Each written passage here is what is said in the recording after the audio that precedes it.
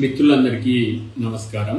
ఇప్పుడు మనం జాతీయ కుటుంబ ప్రయోజన పథకం నేషనల్ ఫ్యామిలీ బెనిఫిట్ స్కీమ్ గురించి తెలుసుకుందాము. వాస్తవానికి నేషనల్ ఫ్యామిలీ బెనిఫిట్ స్కీమ్ ప్రధాన ఉద్దేశం ఏంటంటే, ఎవరైనా కుటుంబంలో సంపాదించే వ్యక్తి చనిపోతే ఆ కుటుంబానికి తక్షణ సహాయంగా 20,000 రూపాయలు అందే విధంగా కేంద్ర ప్రభుత్వం తీసుకొచ్చిన పథకం.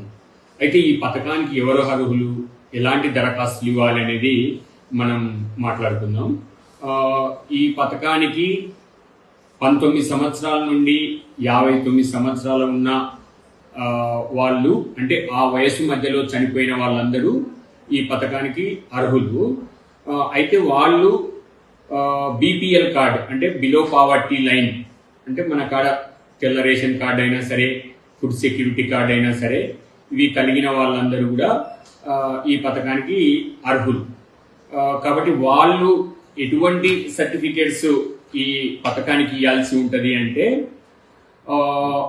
తహసీల్దార్ కార్యాలయంలో NFBS దరఖాస్తు ఫామ్ అందజేయాలి.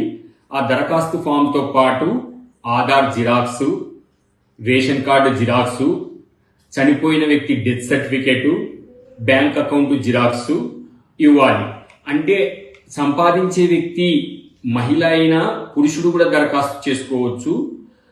పురుషుడు చనిపోయినా మహిళ దరఖాస్తు చేసుకోవచ్చు. అంటే సంపాదించే వ్యక్తి అయి ఉండాలి, ఎవరు అయినా దరఖాస్తు చేసుకోవచ్చు. ప్రాసెస్ ఎలా ఉంటుంది అంటే, మన దరఖాస్తు మొదట తహసీల్దార్ కార్యాలయంలో ఇస్తాము. అక్కడి నుంచి అది ప్రాసెస్ జరిగి RDO కార్యాలయానికి వెళ్తుంది. అక్కడి నుంచి ప్రాసెస్ జరిగి DRO కార్యాలయానికి వెళ్తుంది.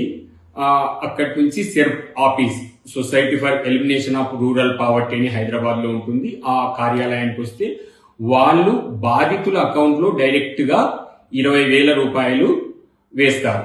కాబట్టి దయచేసి చెప్పేది ఏంటంటే, లబ్ధిదారులందరూ తప్పకుండా ఈ NFBS కు దరఖాస్తు చేసుకోండి.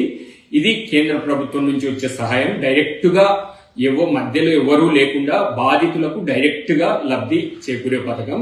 మీరందరూ ఈ పథకానికి దరఖాస్తు చేసుకుంటారని, ఏమైనా మీకు చిన్న చిన్న అనుమానాలు ఉంటే స్థానిక తహసీల్దార్ కార్యాలయంలో తహసీల్దార్ గారిని కానీ, లేదా డిప్యూటీ తహసీల్దార్ గారిని కానీ, RIని కానీ ఎవరినైనా మీ అనుమానాలను నివృత్తి చేసుకోవచ్చు.